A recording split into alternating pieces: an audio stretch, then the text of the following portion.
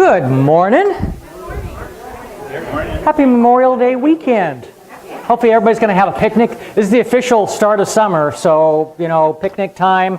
Sandals, yay. Yay, the weather has finally changed, yay. Just a real quick little housekeeping. After classes, when everybody's done with classes, make sure windows are closed, because some people open up windows in like the men's room or kitchen and forget to close them. So if you do that, that would be cool. And eggs, we have more eggs back there, and it has been requested that it would be really nice if the number of eggs that were sold and the money that was in the jar was a similar price. So.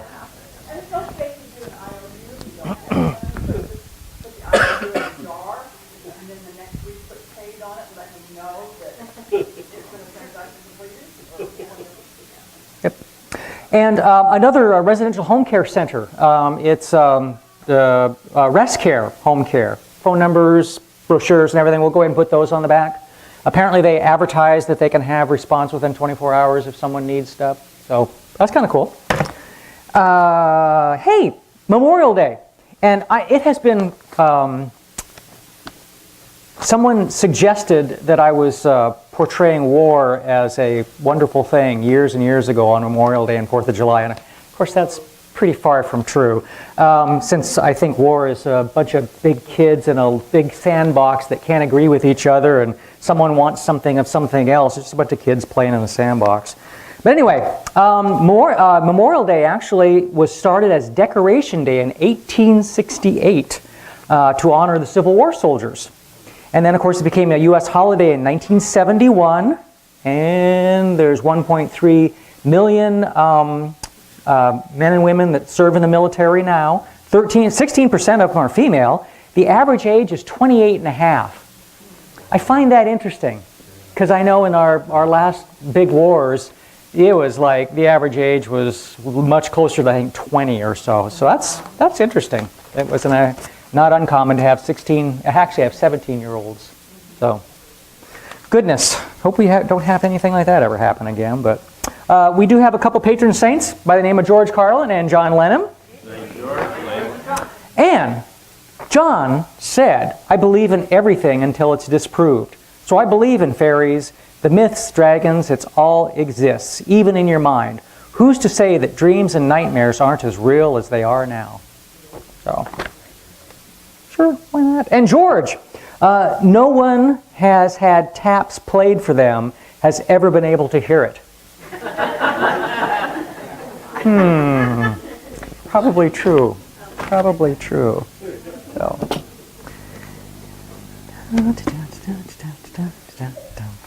Things that make you go,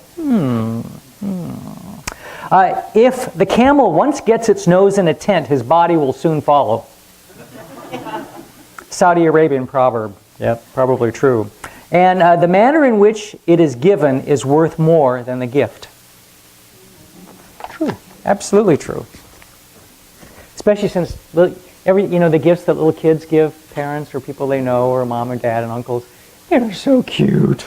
I mean, they mean so much to them and to us.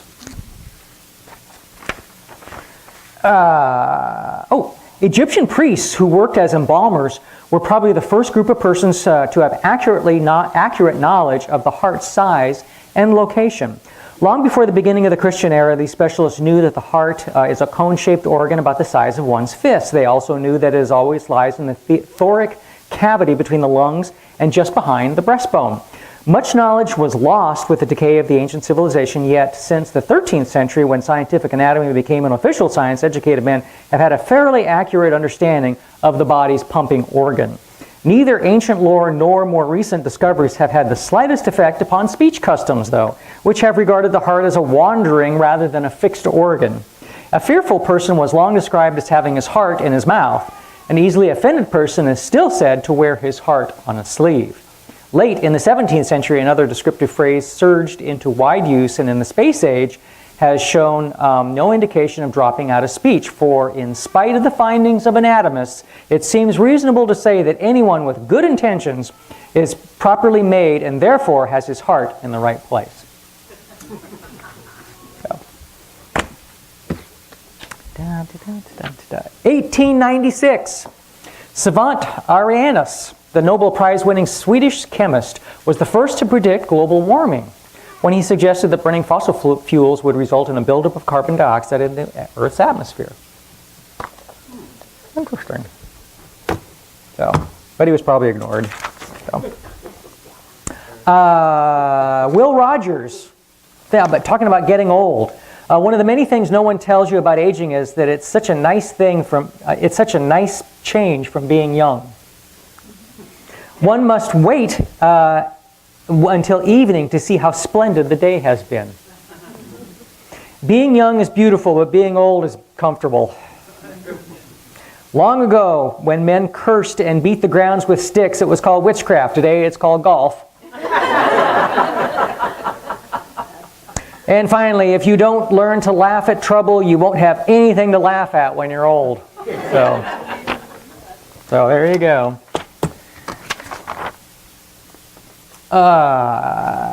Questions without answers. What do you call a male ladybug?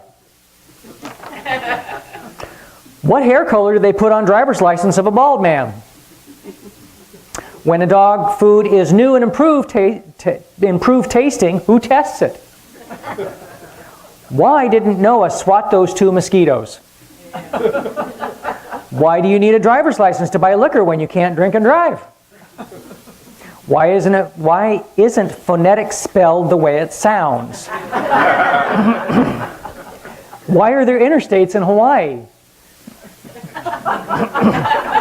Yeah. Took a minute. Why are there flotation devices in the seats of planes instead of parachutes? I always wondered that. Have you ever imagined a world without hypothetical situations? And how does the guy who drives the snowplow get to work? I don't know. I stay up nights thinking about things like that.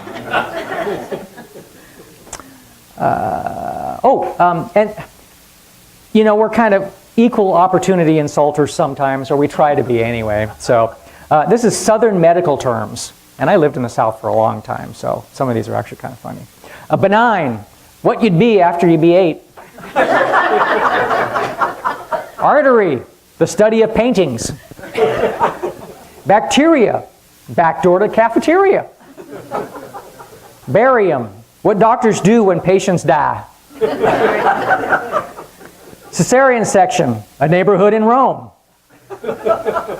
CAT scan, searching for kitty. Cauterize, made eye contact with her. Colic, a sheepdog. And coma, a punctuation mark. All right. Ooh, yeah. I stopped doing some of these other ones. They're just going to get me in trouble. So, even more so than from you. So. Couple drove down a country road. Yep. Okay. A couple drove down a country road for several miles, not saying a word. An earlier discussion had led to an argument, and neither of them wanted to concede their position.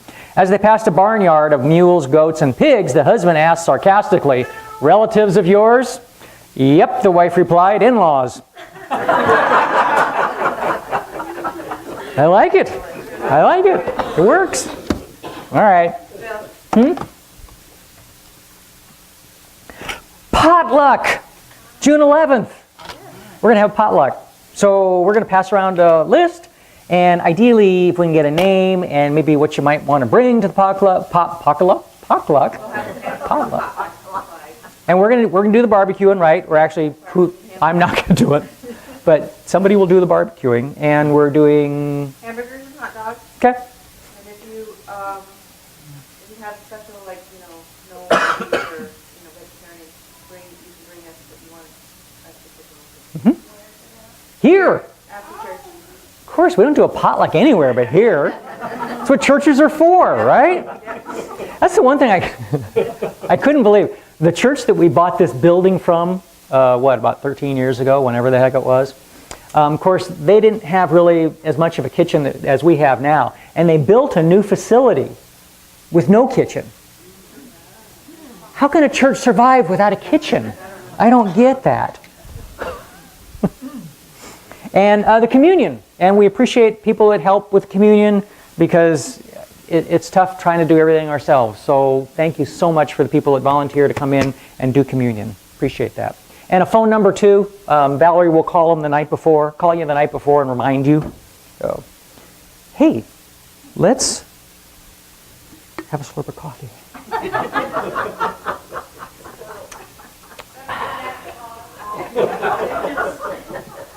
Got to be nectar of the gods, right? Huh? Yeah, it's still up. Oh, okay. We are going to do a tribute. It's Memorial Day weekend, right? So.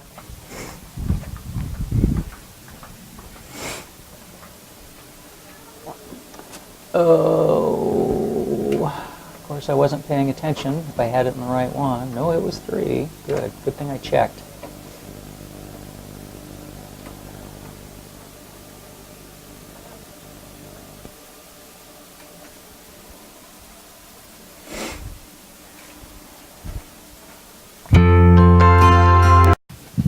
Don't forget your coffee. Oh, thank you. I would have had to interrupt. No. I would have made you come and get it. Good morning. Good morning. Well, there's quite a few of you on this Memorial weekend. I suspected a smaller crowd, but oh well. I've been wrong before. So let me suit up.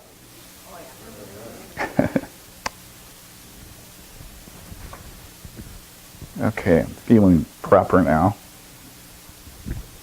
I'm going to put this over here, so if I want to sit down, I don't sit on it. Yeah. Okay, awesome. Oh, namaste. So good to see everyone. Wow. So many things I could talk about today. It's like, okay. How did it go? Eeny, beeny, jelly beanie, tell me the future? I don't know how that works. Few things I want to talk to you about, actually. I mean, I'm going to actually do some reading. I brought a book that, well, I have a lot of books. Okay, this one's called The Masters in the Path. It's by W.C. Ledbetter. And there's some interesting things in here. And so there's some things in here I want to share with you this morning. But before I get to that, I want to talk to you about a couple of other things, which is this. Do you remember the story in the Old Testament when 2 women are brought before Solomon and they're in a dispute over a baby, and both women are claiming that the child is theirs? So this becomes very interesting. King Solomon was known to be a very, very wise man, and he truly was. And so he listened to the stories of both women, and both women had a very convincing story that that child was theirs. So he thought about it for a little while, and then he went like that to, and I'm kind of elaborating the story a little bit, because that's what I do. He went like that, and one of his people came out and he said, "Bring me a sword."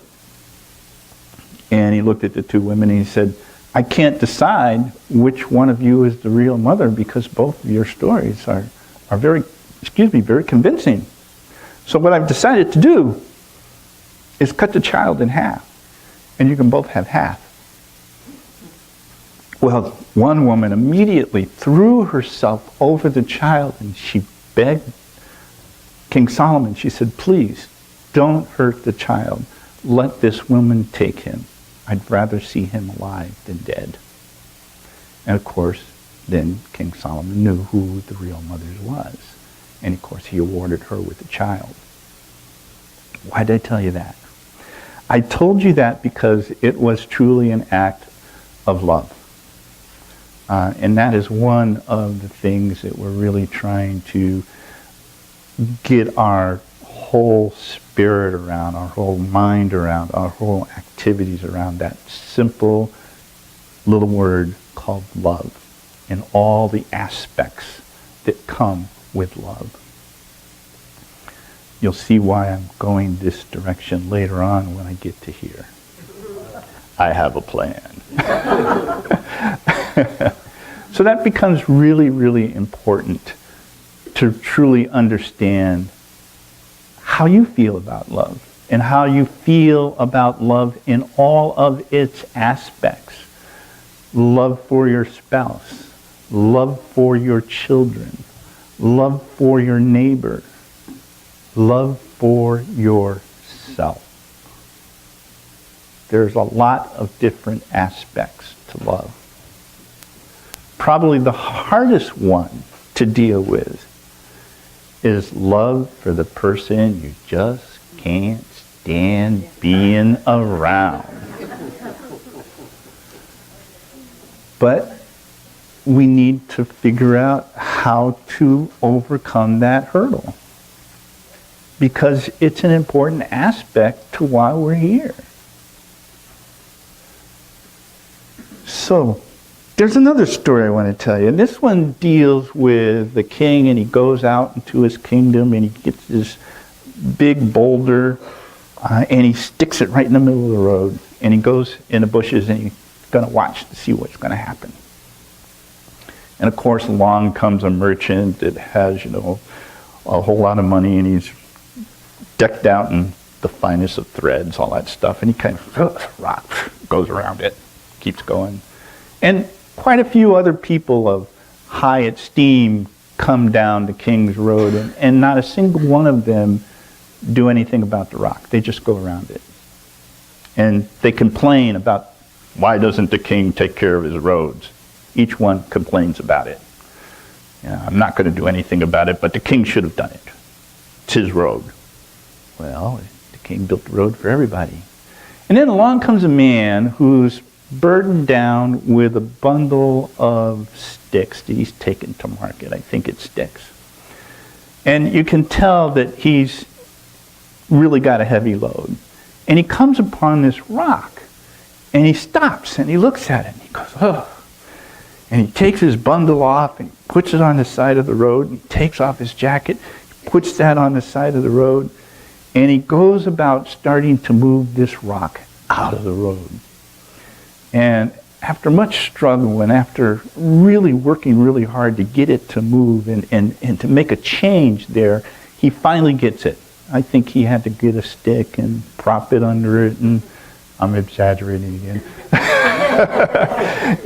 To get the thing going, but he did it. He got it off the road. And when he goes back to pick up his bundle of sticks and his clothes and whatnot, he finds laying on there a little pouch and a note.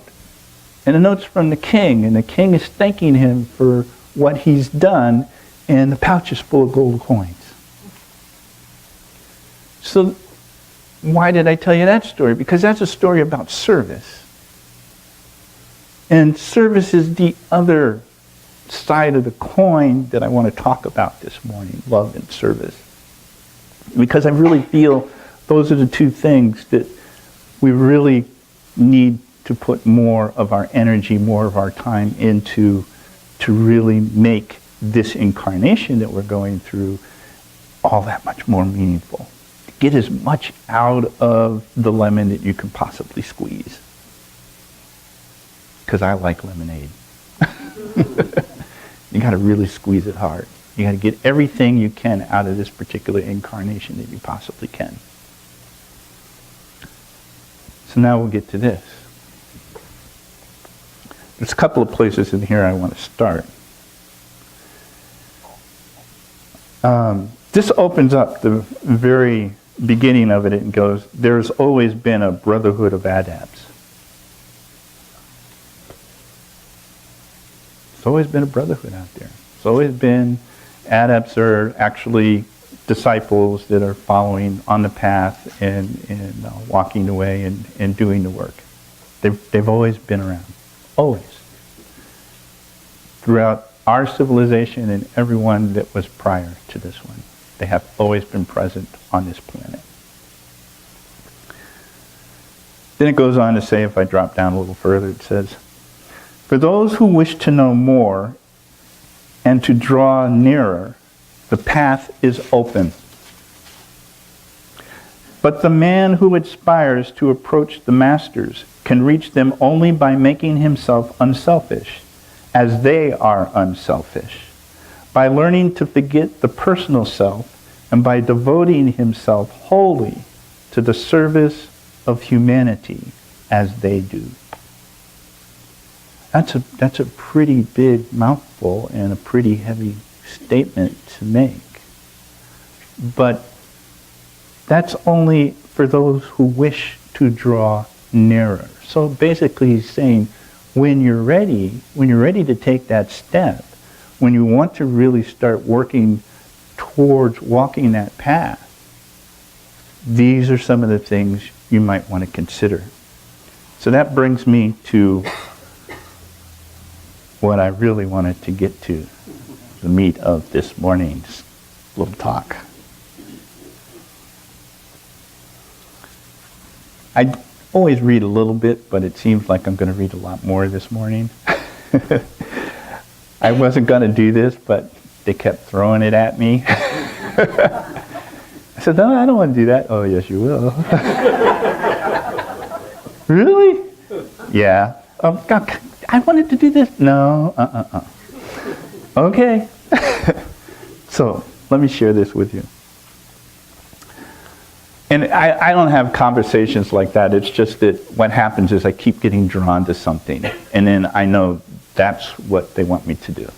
Okay? I don't hear voices or any of those things. I think I'd be a little nervous if I started hearing voices, to be honest with you. So I'm thankful for that. But I do get drawn towards things. And if I get constantly drawn to something, and it always happens about a week before I come here, I don't even think about it, all right? And all of a sudden, about a week before it's time to come and speak to you here at church, something in my house or something in my life keeps drawing me to it, and it keeps drawing me to it. And no matter what I look at, no matter what, I get drawn back to whatever that thing is, and that's what I generally come and talk about. So that's the process. How many go through that process? Bless you.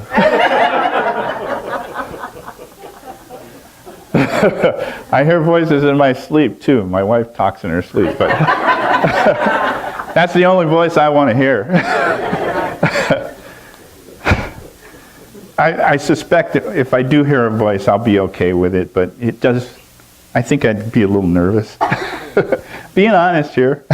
Okay, let me read this to you, because this is really, I thought, interesting that I kept getting drawn back to this. So here goes. And this is one of the masters speaking, okay? In this particular book, a lot of the things that are in here are from a master speaking. I am pleased with you, but I want you to do more yet. So I'm going to read that again. I am pleased with you, but I want you to do more yet. For you, my child, you have the capacity of making rapid progress. You have the capacity for making rapid progress. And I want you to set this before yourself as an objective which you can determine at all costs to achieve. So let me read that again. I want you to set this before yourself as an objective which you are determined at all costs to achieve. Some of the obstacles which you are instructed to overcome may seem to you unimportant. That's an interesting piece. I'm going to read that statement again, and I want to talk about that for a little bit. Some of the obstacles which you are instructed to overcome may seem to you unimportant.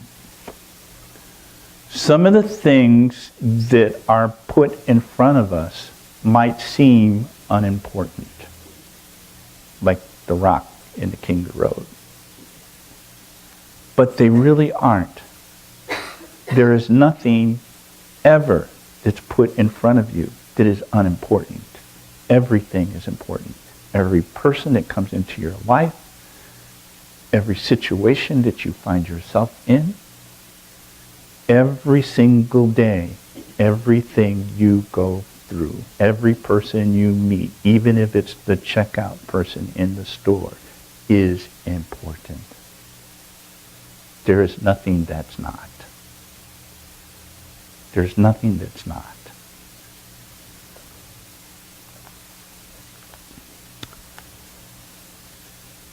Then it goes on to say, but in reality, they are not so, because they are the surface indicators of an interior condition that must be altered. I'll read that one more time. There's something about reading things twice when you're speaking. It helps it. But in reality, they are not so, because they are the surface indicators of an interior condition which must be altered. So now let me read both pieces together. Some of the obstacles which you are instructed to overcome may seem to you unimportant, but in reality, they are not so, because they are the surface indicators of an interior condition which must be altered. So that's the whole sentence. So it's really starting to drill down deeper, if you will. That means a radical change which it will not be easy for you to make. But the effort is well worth your while. I'll read that one more time too. That means a radical change which will not be easy for you to make, but the effort is well worth your while. So what are these things that they're talking about? Are you ready for that? There's 6 of them. The rules which I wish you to make for yourself are these. And there are 6. 1. Forget yourself and the desires of your personality, and remember only the service of others, devoting your strength, your thoughts, and your enthusiasm wholly to that. I'll read that again. Forget yourself and the desires of your personality, and remember only the service of others, devoting your strength, your thoughts, your enthusiasm only to that. Now, when you're ready to take that step, this doesn't sound insurmountable. But if your personality is still very, very cemented into the material world, that's like, put my personality to the side? I'm not sure if I'm ready to do that. But if you are, here are some of the things you want to do. And you can do this and still have your personality. What it's really saying, and this is now Christopher speaking, what I think it's really saying is, don't let your personality be in control. Let your spirit be in control. Okay? That's how I interpret it. Are you ready for 2? Do not offer an opinion on any matter unless directly asked for it.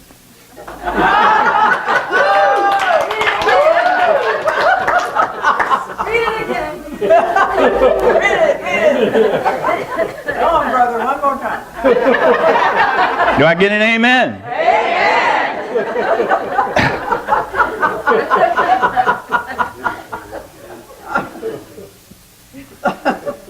Do not offer an opinion on any matter unless directly asked for it.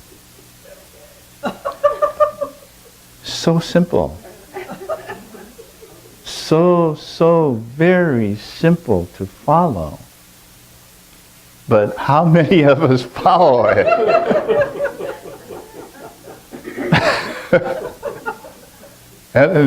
Yeah. That was 2.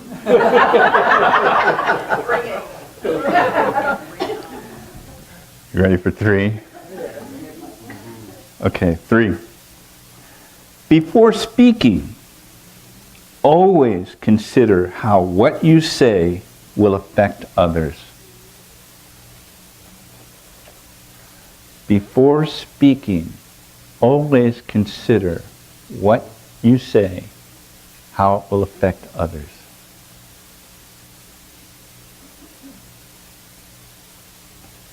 You know, there's times that I'm a kind of a talky guy, but if you really were to observe me going through my day, you would realize Christopher's pretty quiet. I smile a lot, but I don't talk that much. I listen. I do talk when people ask me questions, but typically I listen. And even in my business, when I was coaching people, I did more listening, way more listening, than I ever did talking. And it's really interesting because you have an opportunity when you're listening to let your personality be in the conversation, let it listen, but you can let your higher self, your soul self, step back and observe what's going on. And I like to be able to do that. I like to be able to step back and observe what the personality Christopher is going through and what he's doing and how he's doing it. I do that a lot. I do that a lot. It's a little tricky when I first started trying to do it. I go, how do you do that? You know, it's really not that difficult. Your spirit is part of who you are. It's just tapping in to that other part of yourself. How could I put this so it's a little plainer? Well, when you go to sleep at night, do you consciously think about your heart beating? Do you consciously think about breathing? No. We have systems in the body to take care of that and let that happen. You can do the same thing in your waking consciousness to step back and observe yourself. Okay. 4.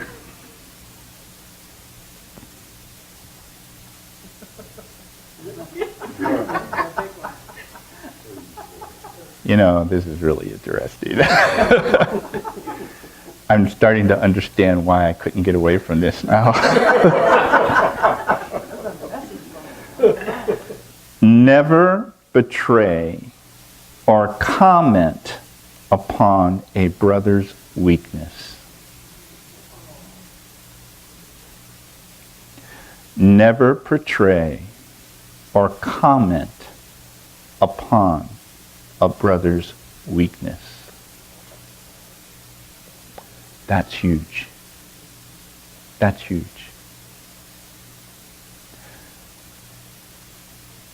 Some people call that gossip.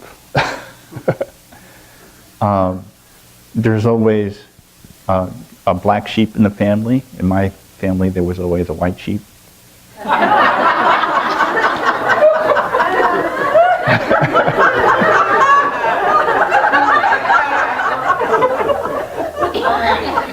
Sorry.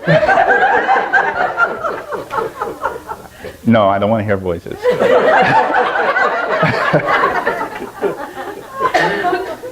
There was always that person. Okay? There was always somebody that we seemed to talk about. There was always somebody or somebodies at work that we always seemed to have a problem with and talked about.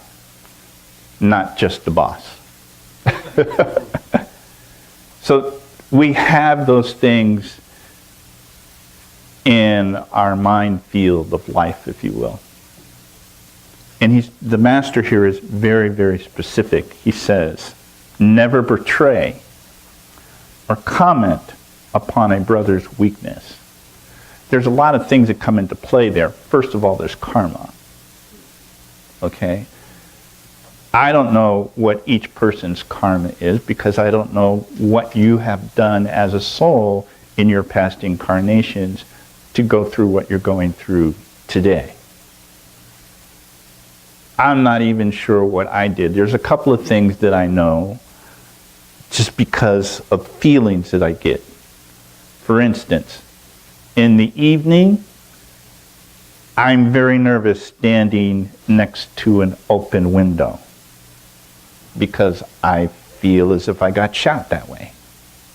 It's such a strong, strong feeling that I know it's right on.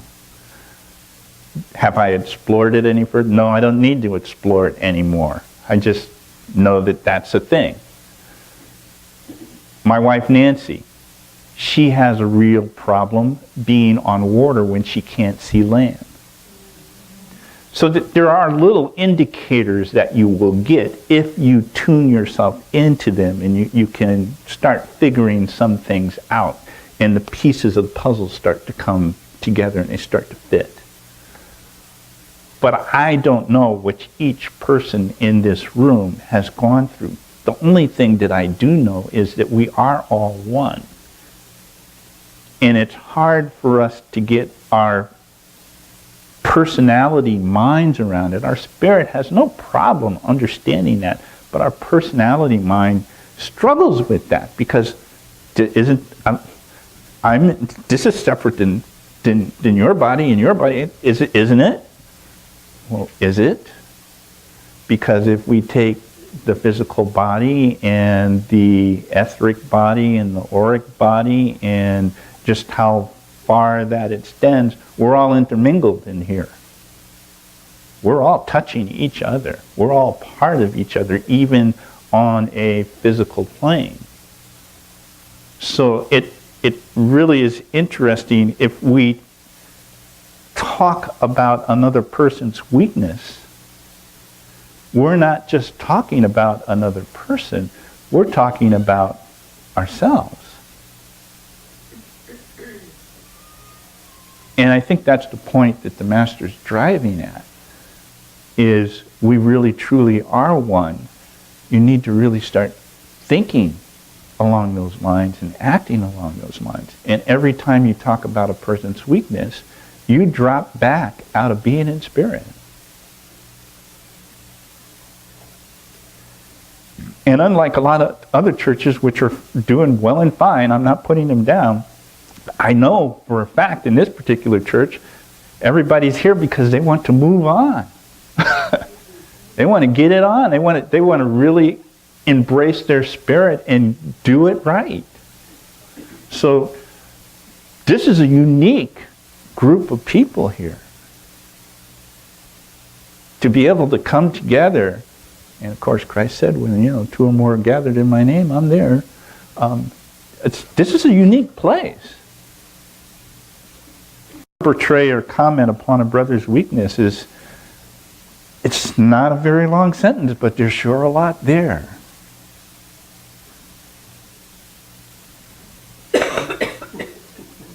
Five.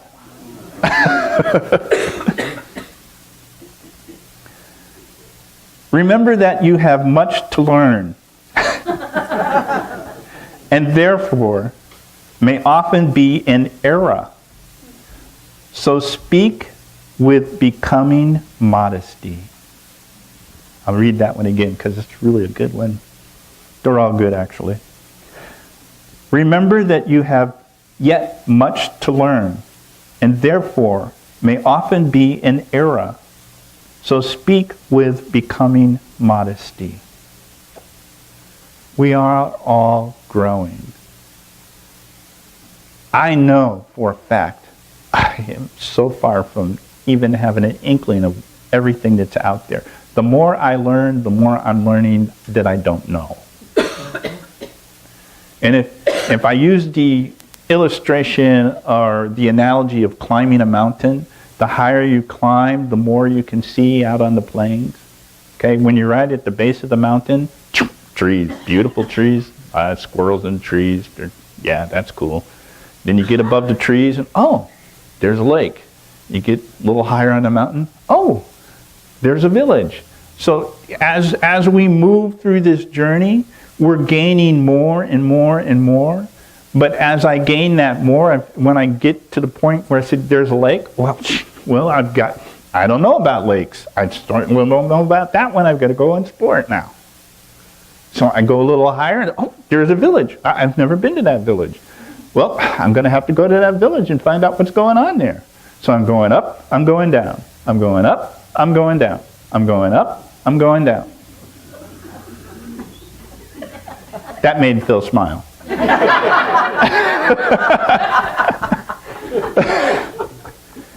And we're all doing that. We're all doing that. It's this pulsation, if you will, of spirit and physical worlds. It's pulsing back and forth, back and forth. You want to really get a good feeling of it, go stand by the ocean and watch the waves come in. And you'll feel that pulse. I've always been within 15 minutes of the ocean my whole life until I lived here. I grew up in Connecticut, right on New England Sound, and I would watch the water all the time. But the time that it really, really, really struck home was when I was in Big Sur, and I was just sitting up there on one of the cliffs on Big Sur, and I was just watching the water. And oh my word. It was at night, the stars were shining, it was just gorgeous, and yet I could really feel the breathing of Mother Earth and the pulsating of life back and forth and back and forth. And it's constant. It doesn't stop. 6? Excuse me. This is a good one. When called, move at once. Not waiting to finish what you happen to be doing or reading. If you are performing a duty of importance, explain it very gently, what it is. I wish to draw you closer to me, and if you will keep these rules, I will soon be able to do so. Meantime, my blessings rest upon you. So let me read 6 again. I went beyond 6 into his last words there. It says, when called, move at once, not waiting to finish what you happen to be reading or doing.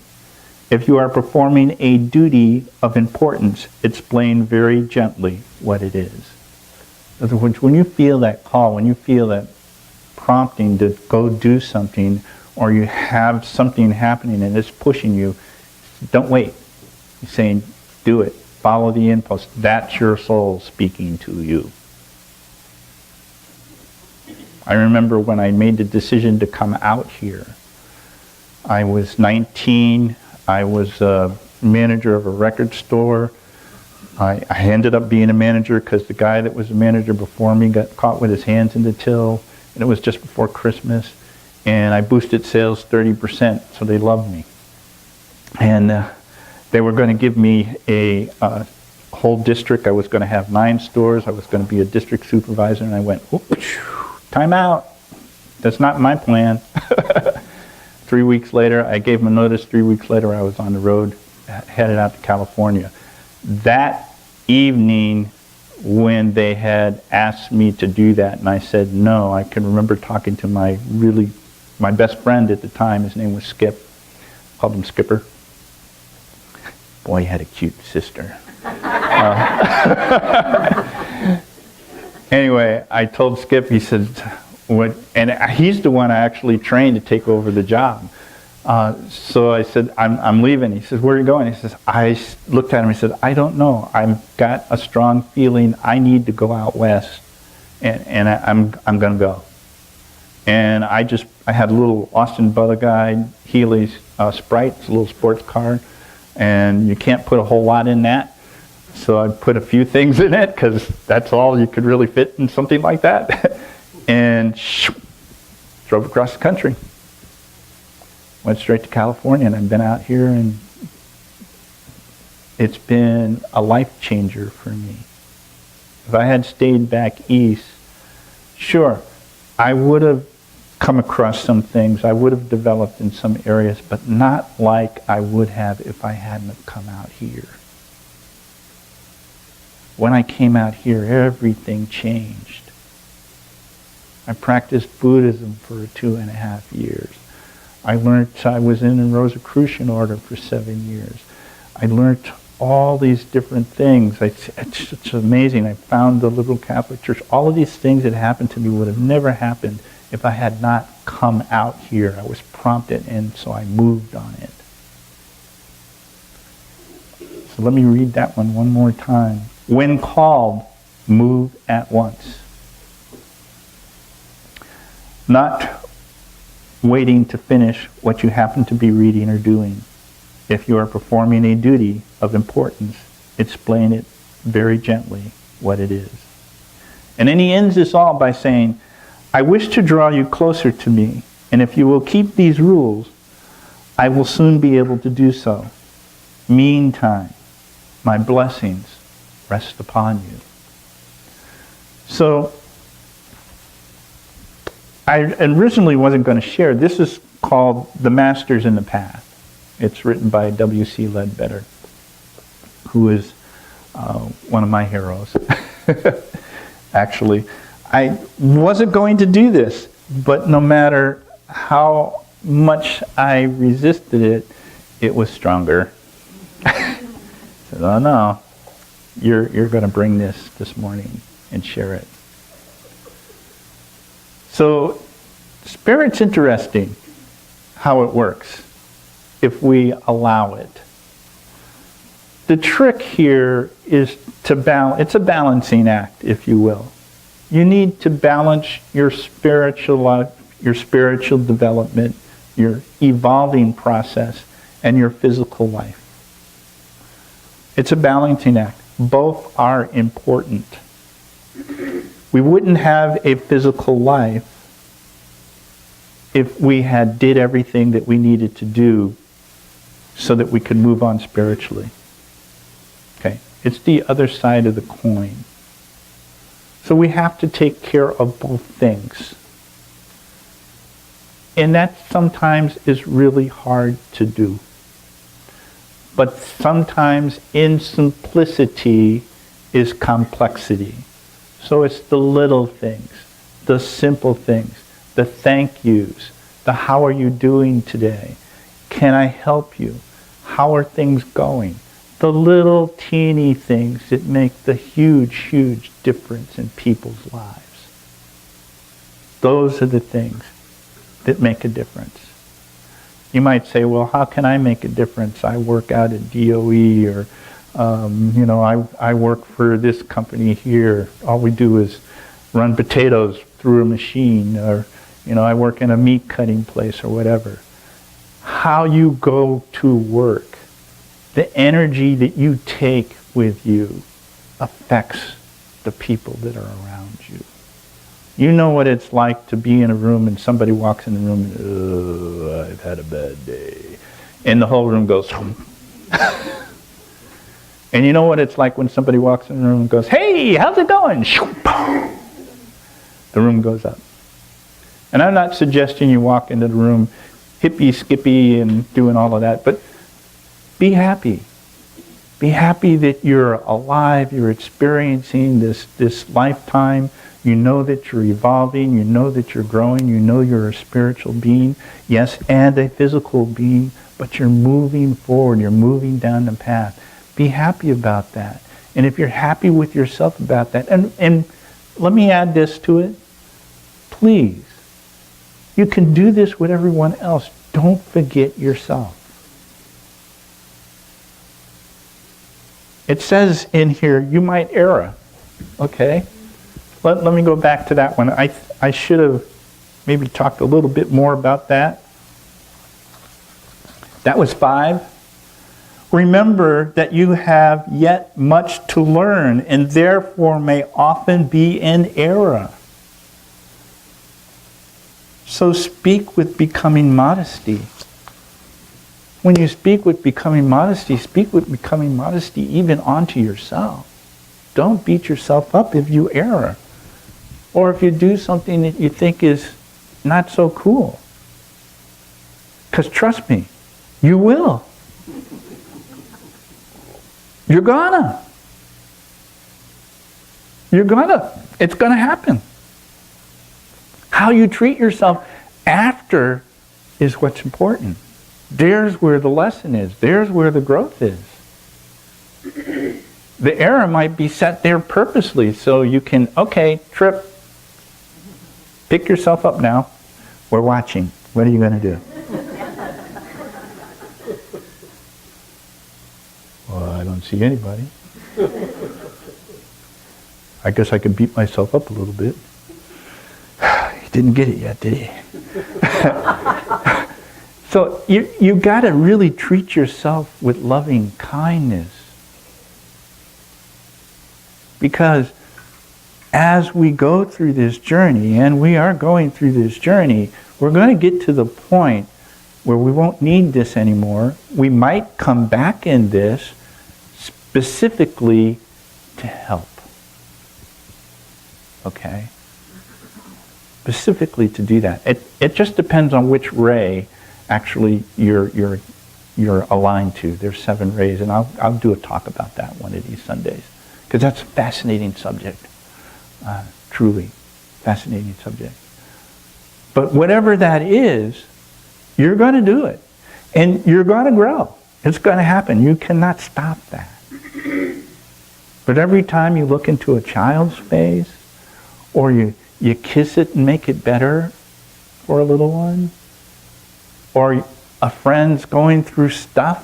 I had a friend that just lost his lifelong love to cancer just last week. And we've been texting back and forth. We're going to have lunch sometime next week. He needs to really talk. He's struggling with it. We're going to find that in our lives.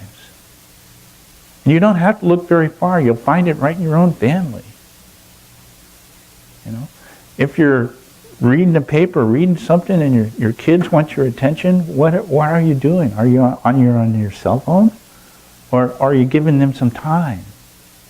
Every little teeny thing counts. Every little teeny thing makes a difference. But most importantly, give yourself that love. Give yourself that love. So as it has become my habit now, I like to end with the great invocation. From the point of light within the minds of God, let light stream forth into the minds of men. Let light descend on earth.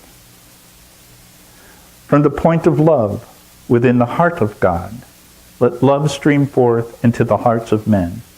May Christ return to earth.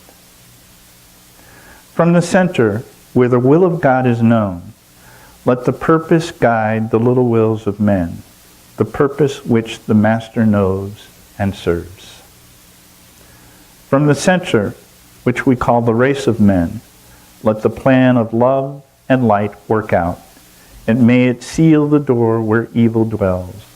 Let love and light and power restore the plan on earth. Namaste.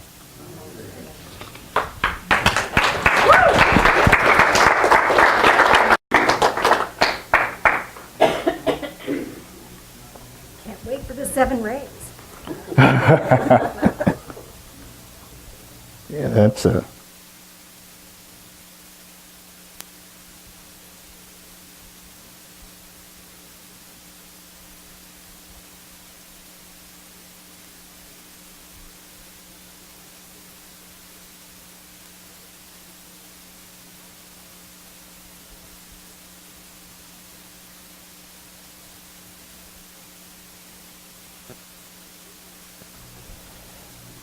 Thank you. Did I hit the button? I did. Communion, our opportunity to have a physical manifestation of the communion we share with Divine Source and with one another. So would you join me in prayer, please? Loving Spirit of Light, as we partake of this, help us to recognize that we are a physical manifestation of love. Help us to remember we are love's to-go box, and help us take love wherever we go. These things we pray in the name of Jesus. Amen.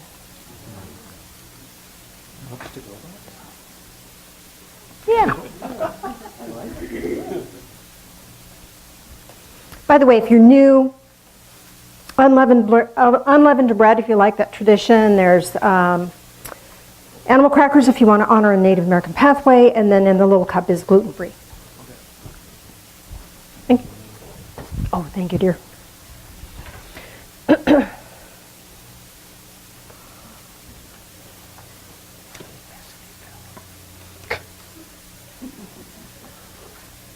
Join in prayer again, please. Loving Spirit of Light, as we drink this in, help us to drink in life. All of it, and help us to savor it, love it, appreciate it, and experience joy in all of it. These things we pray in the name of Jesus. Amen.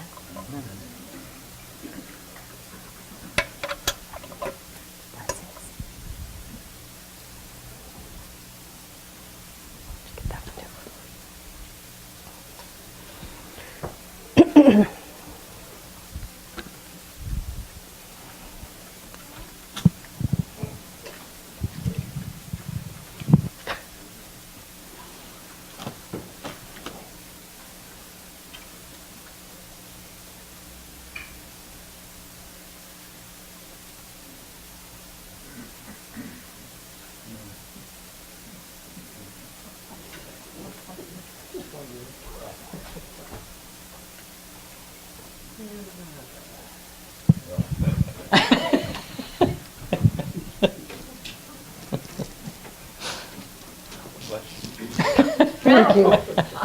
Just pray for me. Pray for me, please.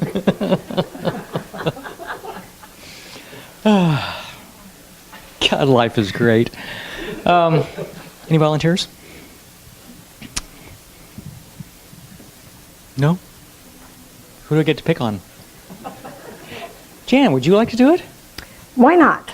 I never say yes. I may as well. I don't need that microphone. No, you don't. I'm wired for sound here.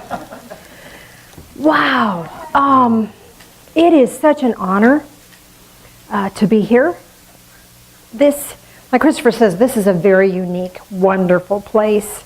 It certainly has been a sanctuary for my soul, and I think it's a sanctuary for your soul as well. And we do like to have the air conditioner on in the summer.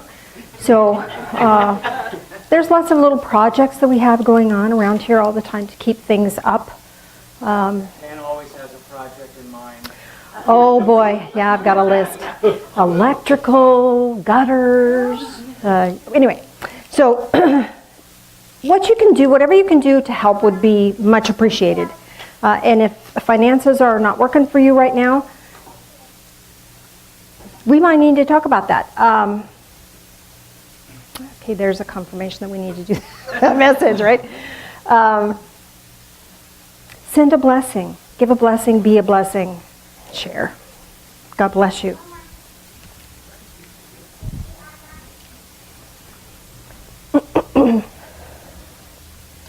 Toby shared cat hair. So I know we're running just a tad late. I would still like to do a guided meditation if you are game. You can? You like it? Okay. So as soon as that wraps around, runs around, we'll do this. A guided meditation with a winged being whenever Christopher's here, because we all know Christopher loves dragons. And if you're not comfortable with dragon energy, you're welcome to acquire a Pegasus or an eagle or some other winged being, angel, to assist you. If it's cold in here to you, we have blankets around. So if you need one, borrow one from someone nearby. Because there's people who are really hot, people who are really cold. Anyway, so get yourself comfortable and let's take a deep breath in and exhale. Another deep breath in and exhale. One more deep breath in and exhale, and allow yourself to center and be balanced in this moment. Bringing your attention into this moment. Whatever's going on in the world around you has nothing to do with where you are right now. Just allow it to be.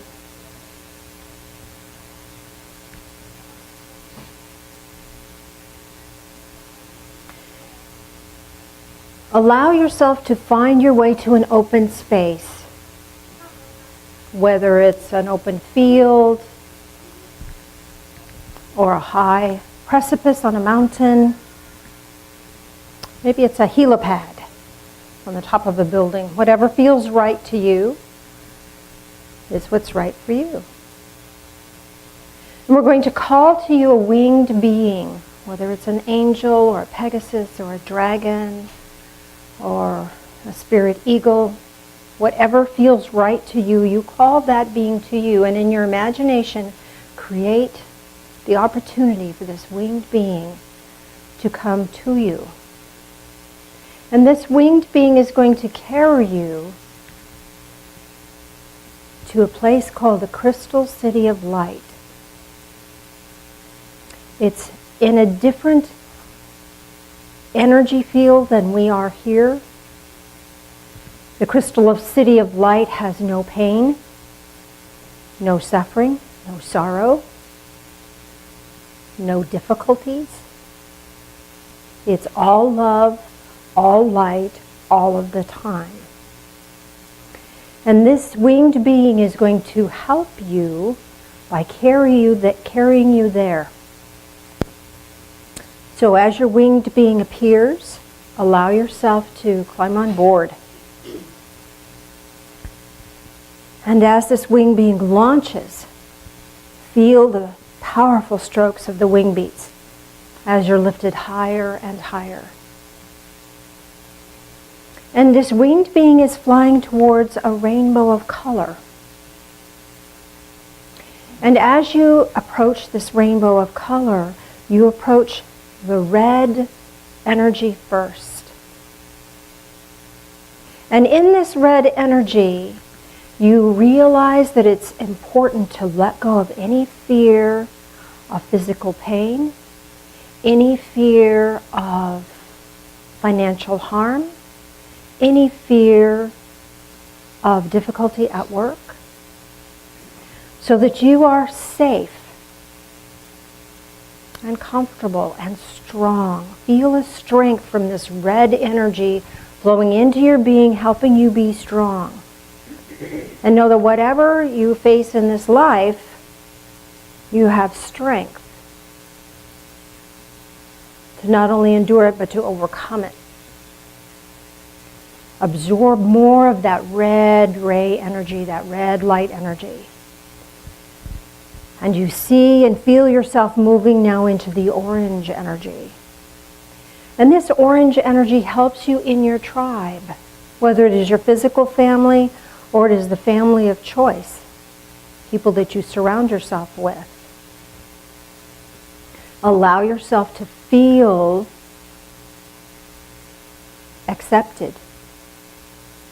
Allow yourself to feel safe and loved, appreciated for just who you are. And as you allow that orange light to bathe through you and shift away any betrayals or any abandonment things, so that you're feeling really, really good in your own skin. And your winged being flies higher and takes you into a beautiful yellow light. And this yellow light brings you self-esteem and courage. So any things that people have said to you in the past that have kind of diminished who you are, they fade away. And it's replaced with this beautiful yellow light, this glowing energy that helps you feel profoundly, uniquely wonderful. And your winged being flies higher. This time it takes you to a beautiful, beautiful green. And this green has a pink overlay. So you feel healed and you feel balanced and you feel loved. You feel so much love being given to you and you feel so much love for others. Any opportunity for sorrow, it's just there. Life happens, but it no longer is attached to you. Instead, there's this beautiful green energy with a pink overlay. And your winged being flies higher. And it takes you to a lovely blue.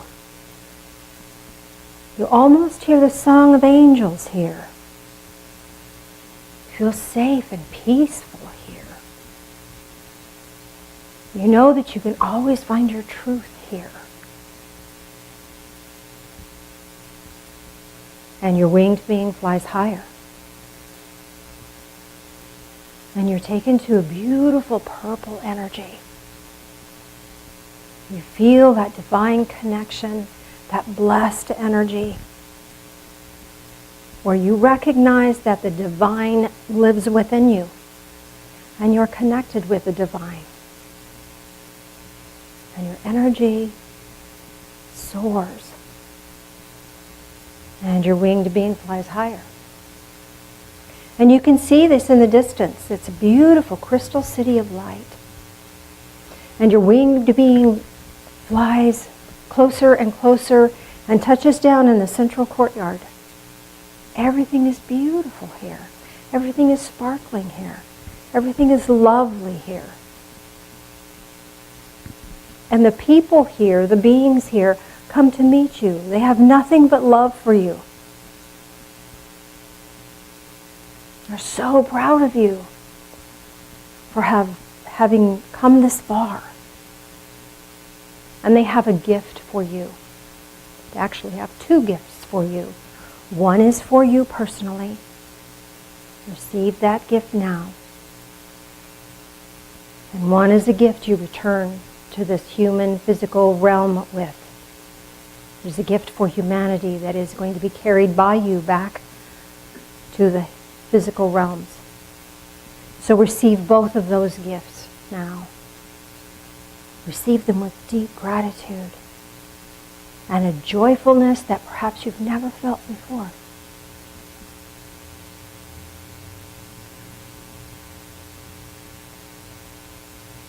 And from that state of being of deep gratitude and deep joy and this resonance in this crystal city of light, you want to leave a gift, a token of your appreciation here. Perhaps it's a word or a thought or some symbolic object, even if you don't understand what that object might mean. Leave your gift now and know that it will have spiritual significance for you.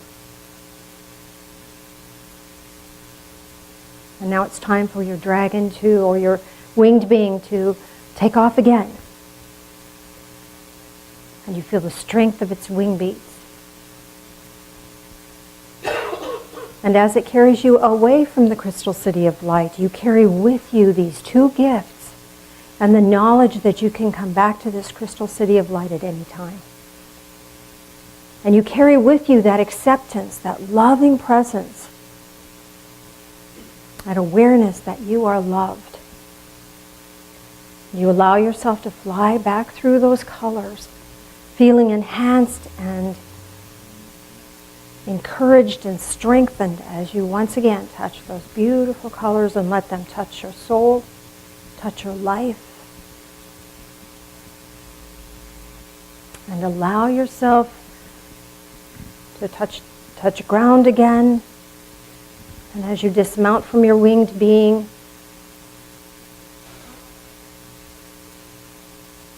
acknowledge their presence, the gift of service that they have offered you. You may have a little gift for them, whether it's a word or a thought or some symbolic object. Give your gift. See your winged being fly away, knowing that you can call this being back at any time and it's happy to be of service to you. It is here for you. And allow yourself to find your way from wherever your high place was back into this room, back into this time and space, back into the here and now. Physically aware, physically present. You may want to take a deep breath in and exhale. Stretch a little bit. Wiggle your fingers, wiggle your toes. And that was really fast. Thank you, dear. Does anyone have a question? I'd like to do that one again sometime, and we'll take our time a little slow. Hopefully that was lovely as it was for me. Question? I received an ivory, like an elephant's tusk. Ivory. You received an ivory what? Like an elephant's tusk. Oh, okay. Mm-hmm. And the whole full deal? No, like just a small little piece of So it. small? Enough to put like on a necklace or something like that. Okay, gotcha. And the thing I got for, like overall everything, the second gift was a bird's feather. It was really long though. Okay. And what I gave back was I didn't have anything, but my dragon gave me a scale to give them. Oh, awesome. Wonderful.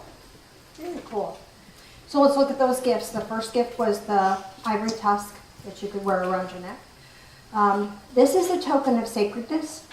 Elephants are symbolically about protection. They protect the herd, they protect one another, and they have these wonderful memories that go through generations and generation after generation.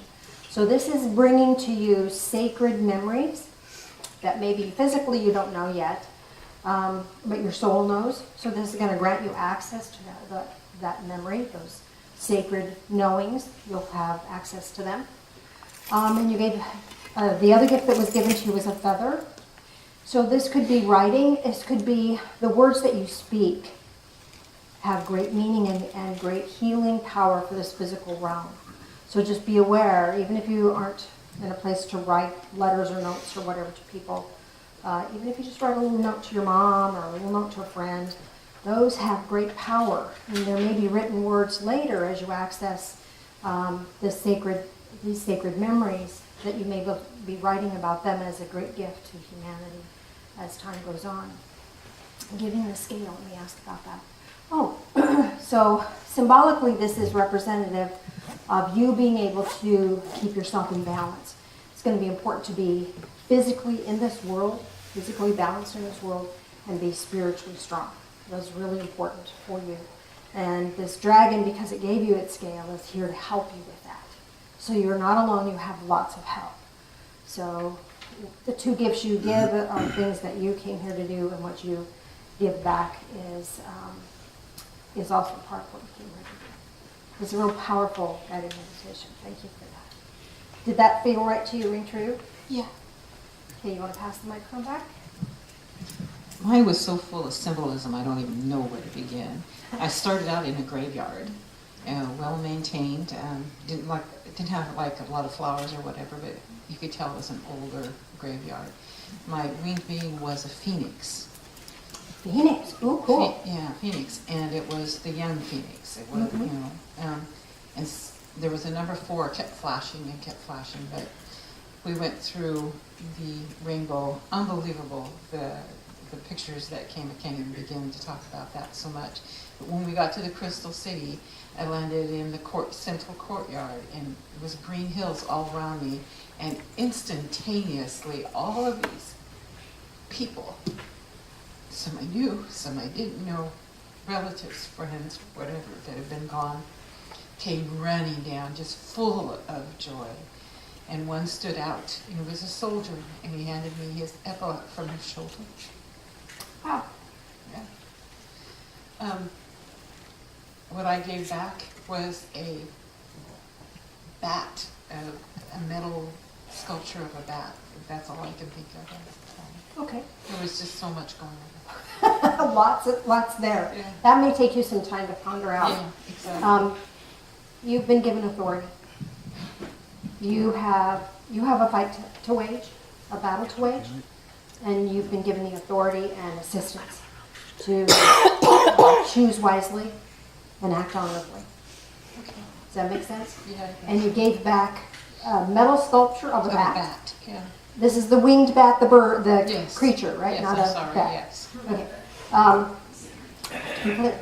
So bats see without seeing.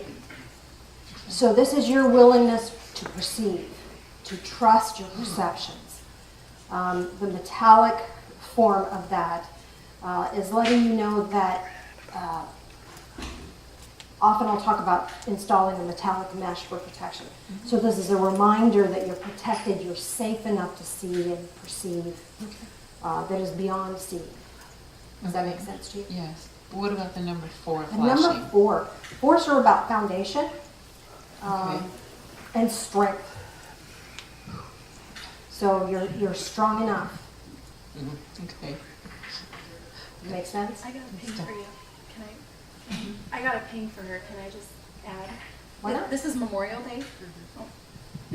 This is Memorial Day, and the soldier that came was from 4 generations back to bring Oh, you the very cool. wisdom of leadership. That's what I got. Very cool. Thank you. That totally Actually, makes sense. that soldier appeared once before. I don't know who he is, but You're related. He knows who you are. Yeah. He's here for you. thank you. All right, right behind you. One more. Janice, I got a black pearl A black pearl. and Arg. No.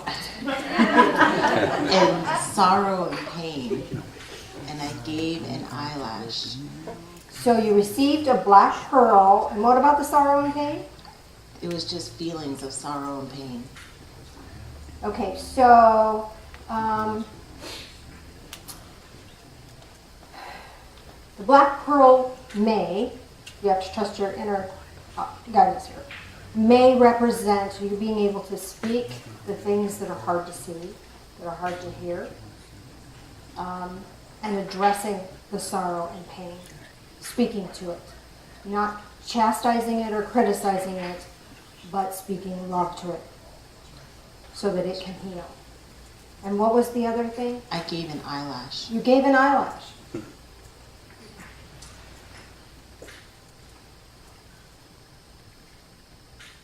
Make a wish. Could be. That's what I thought too. Make a wish. Making wishes. So how would that give back to? Oh, unconditional love.